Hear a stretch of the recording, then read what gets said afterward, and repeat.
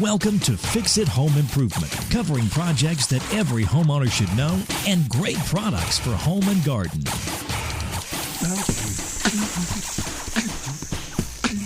Hi, I'm JC, and this is where we share weekly home improvement tips. I'm here with my co-host, Cindy. Hello, JC. Hi, Cindy.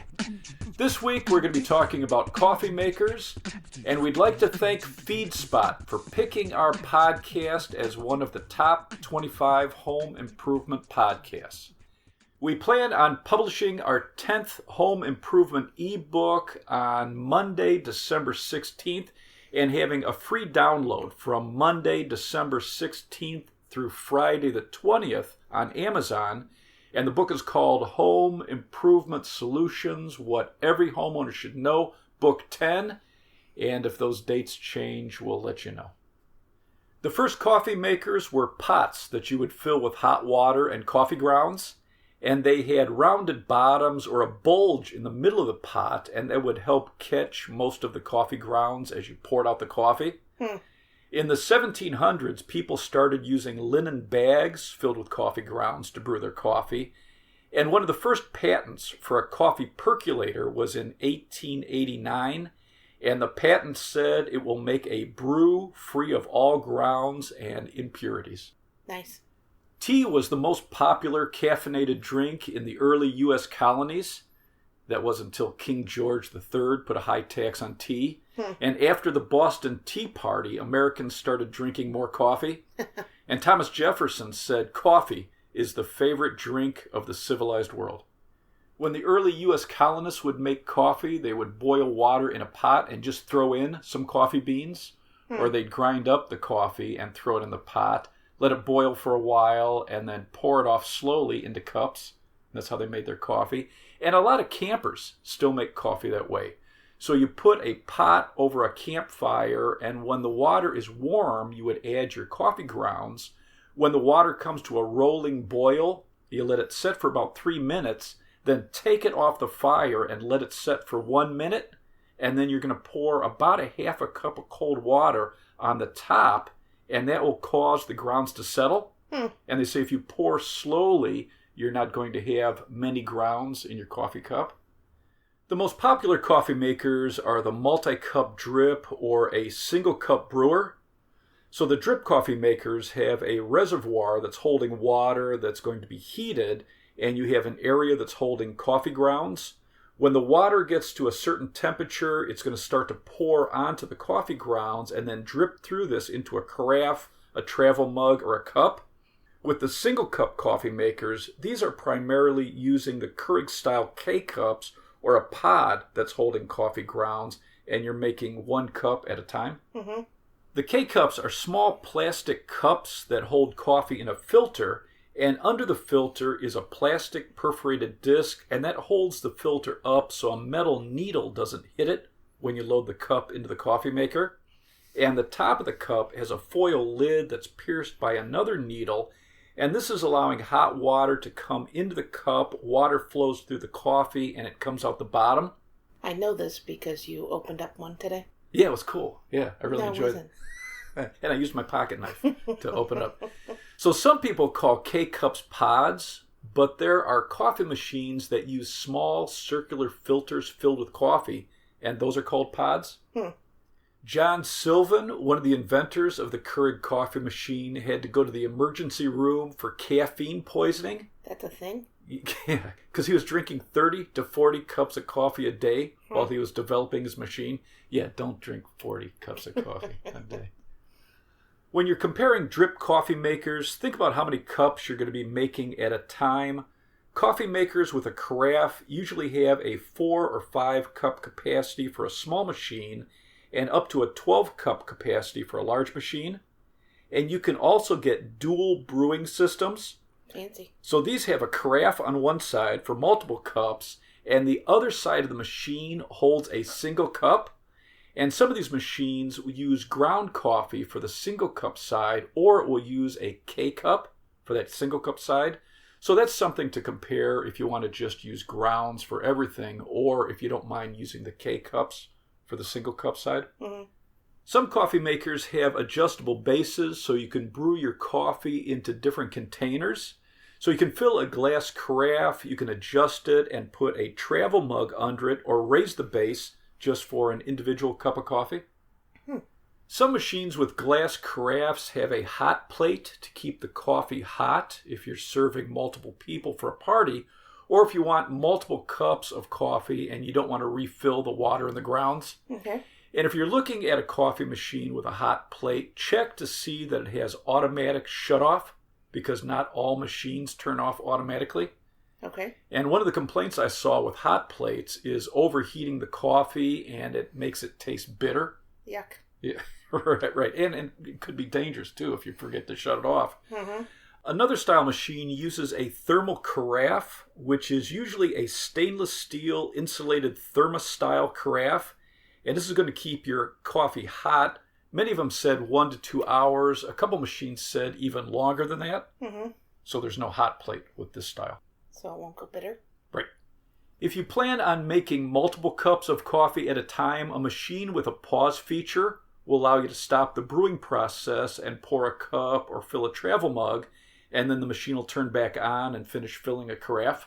Oh, so like if you have to run out? Right.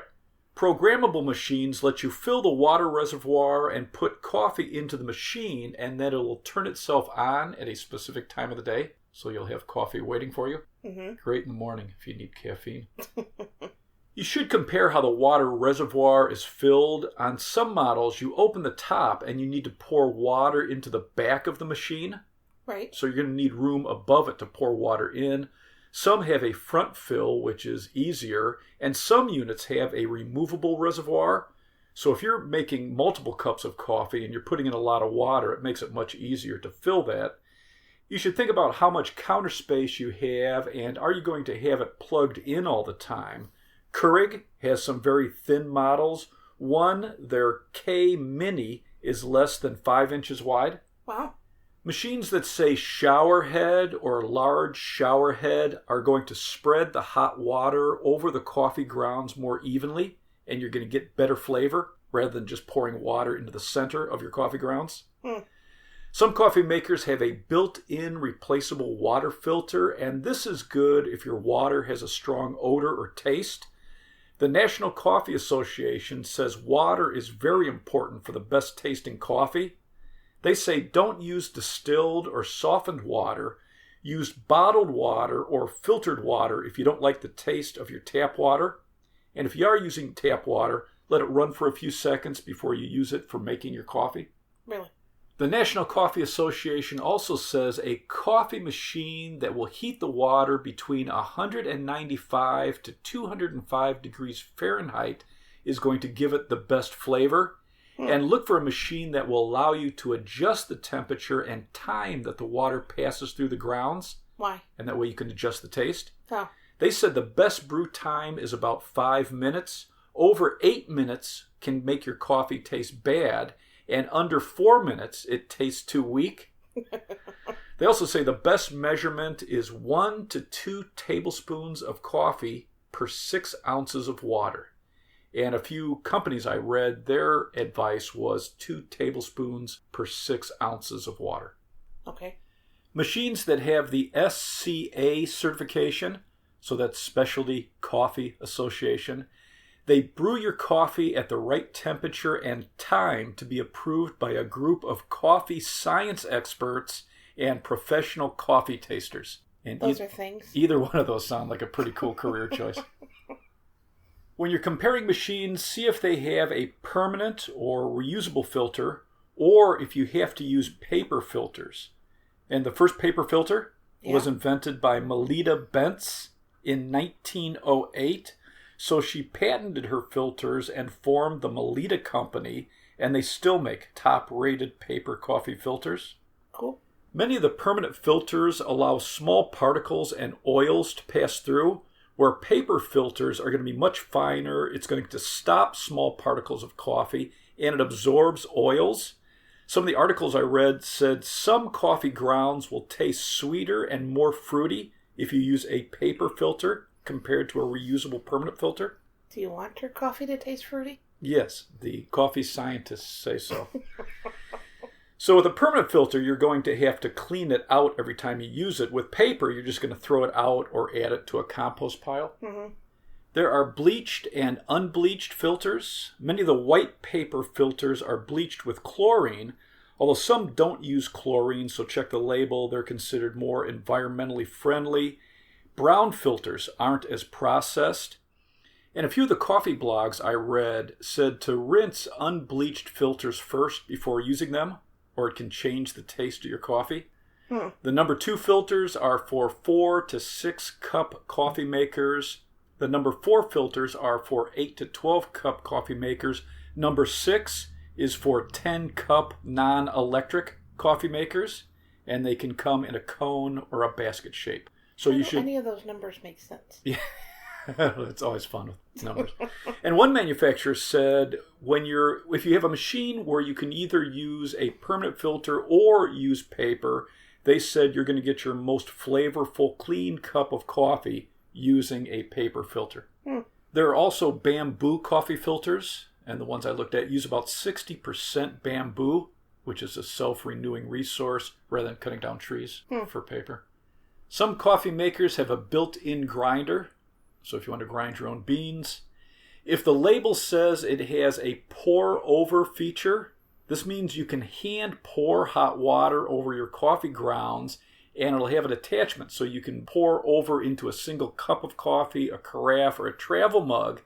And one method I saw says to slowly pour a small amount of your hot water into the coffee grounds and wait 30 seconds, and it'll slowly drip into your container. Then pour another small amount, wait another 30 seconds, and keep repeating this so you can control the flavor you get. Seems like a lot of work. It does. You want to keep your coffee machine clean, so check your manual for the recommended maintenance. A few manuals I read said to remove coffee grounds daily, rinse your carafe daily, and every 3 months remove any mineral deposits and buildup of coffee. I read an article by Good Housekeeping, and they said one study found 50% of coffee machines had harmful bacteria, yeast, and mold growing inside them. Gross. So they recommend washing and rinsing all removable parts after each use. Who does that? Everyone listening to this podcast. Wipe off your warming plate if you have one. Keep the water reservoir lid open between uses so it can dry out completely, and that's going to help prevent any growth of germs. Let the carafe completely dry if you have one, so remove the lid, let it air dry. And then once a month, fill the reservoir with a 50-50 solution of white vinegar and water. Put the carafe in and turn on your machine and allow half of that solution to pass through it. Shut off the machine and let it set for 30 minutes. Then turn it back on and allow it to completely drain. Empty the carafe and then run water through this to rinse it at least 2 times. Yeah. A Keurig coffee maker manual I read said if your machine has a water filter, you should replace it once every 2 months. And then every week, unplug the machine, clean the cup tray and the K-cup holder and the needle, rinse it with water and let it air dry. Don't wipe it dry with a cloth because it can leave lint behind. How often are you supposed to do that? Every week. I've never done this. All right, so you have a project ahead of you. Once every 3 months, use Keurig's descaling solution. Run the coffee maker and run the solution into a cup 2 times as directed in the manual or the label, and then rinse it thoroughly with clean water. An article I read said don't use vinegar in some single-serve systems with a closed reservoir and a heating element. Only use the recommended cleaner because it can damage it. So you should read your manual. Apparently. Harvard University says 3 to 4 cups of coffee a day is linked to longer life. The World Cancer Research Fund International says coffee consumption may lower the risk of several types of cancer, and the World Health Organization took coffee off the potentially carcinogenic foods list, and now they say research suggests that coffee could be protective against cancer of the uterus and liver. Mayo Clinic says coffee appears to improve cognitive function and decrease the risk of depression in some people. And recent studies find no connection between coffee and an increased risk of heart disease or cancer, and it may help protect against Parkinson's disease, type 2 diabetes, and liver disease. Although some research shows a high consumption of unfiltered coffee can increase your cholesterol level, and if you have a genetic mutation that slows the breakdown of caffeine in your body, it can increase your risk for heart disease. And then adding cream or sugar is going to add fat and calories to your diet, and they say it can add up to hundreds of calories for some coffee drinkers. The Journal for Alzheimer's Disease says a study done by researchers who were testing blood levels of caffeine in adults with mild cognitive impairments said when researchers retested 2 years and then 4 years later, the subjects with caffeine levels equal to 3 cups of coffee a day were the least likely to have progressed into full-blown dementia compared to subjects who consumed little or no caffeine. Interesting. Yeah. The Journal of Clinical Sleep Medicine recommends not having caffeine for a minimum of 6 hours before you go to sleep. So Because, you don't want a cup of coffee now? no, because caffeine too close to your bedtime will disrupt healthy sleep patterns. Mm-hmm. And some studies say the average person should stop drinking caffeine around 3 o'clock in the afternoon, and you're going to get a good night's sleep. Yeah, and if we're you way past that. And if you do need some energy later in the day, to drink green tea and plenty of water. Most tea is going to have less caffeine than coffee. The average 8-ounce cup of tea has 30 to 50 milligrams of caffeine, and some tea only has 15 milligrams. One article I read said the average caffeine in one 8-ounce cup of coffee ranges between 75 and 95 milligrams. The FDA says the average 8-ounce cup of coffee is between 80 and 100 milligrams. And the FDA and Mayo Clinic says research suggests up to 400 milligrams of caffeine a day is safe for most healthy adults. So that's like having 4 or 5 cups a day. Okay. I drink Maxwell House 2 times the energy when I drink my coffee. Although there's Killer Coffee. It's the Killer Coffee Company. The bag has a skull on it. It has 645 milligrams of caffeine for 12 ounces of coffee. That's a lot. The Death Wish Coffee Company, their coffee has 728 milligrams per 12 ounces. High Voltage Coffee, this is from the Bones Coffee Company. It has 1,150 milligrams of caffeine per 12 ounces. Wow. And do you not sleep for days? Yeah, definitely don't drink that after 3 p.m. Very Strong Coffee. This is from the Great British Trading Company. It's called the most dangerous cup of coffee in the UK. Has 1,350 milligrams per 12 ounces. And Black Label. This is the Devil Mountain Coffee Company. 1,555 milligrams of caffeine. Are they trying to scare people? College kids. Yeah. Love that coffee. Some top-rated coffee makers. Mr. Coffee, Procter Silex. It's Proctor, capital Silex. Wow, you haven't spelled this whole episode. Hamilton Beach. Black & Decker has some inexpensive models that are rated very good. Keurig, Keurig. DeLonghi, it's capital DE, capital LONGHI. KitchenAid and Illy, it's small case ILLY. Some SCA certified coffee makers are from Behmor, it's BEHMOR, and they have some smart coffee makers. You can turn them on and off with your phone. How cool is that? Space age. Bonavita, Bonavita. Braun, Braun. Breville, Breville. Brim, Brim. Bunn, Bunn. Why do they all start with B? They like the B's. Ninja, All right. NINJA. And Technivorm, TECHNIVORM. Okay. Do you have anything else to add? For the best coffee, you should use about 2 tablespoons per 6 ounces of water, and the water should be between 195 and 205 degrees Fahrenheit, and it should be passing through your coffee grounds for about 5 minutes. And keep your caffeine level around 400 milligrams a day for the average person, unless you're a daredevil. And you can get your free download of our 10th ebook this month, Monday the 16th to Friday the 20th on Amazon. Let's wrap this up. You can subscribe to our podcast on Apple Podcasts, Google Podcasts, CastBox, Himalaya, or your favorite podcast app. If you enjoyed it, please leave us a review. You can check out our home improvement videos on our YouTube channel, Fix It Home Improvement. And you can subscribe to that as well. You can download our previous books, Home Improvement Solutions, What Every Homeowner Should Know, books 1 through 9 on Amazon. If you enjoyed it, please leave us a 5-star rating and review. You can email us at fixitpodcast@gmail.com. You can follow Cindy on Twitter at FixItCohost, and you can follow us on Instagram, Fix It Home Improvement. Thank you for listening. Talk to you next week. Thank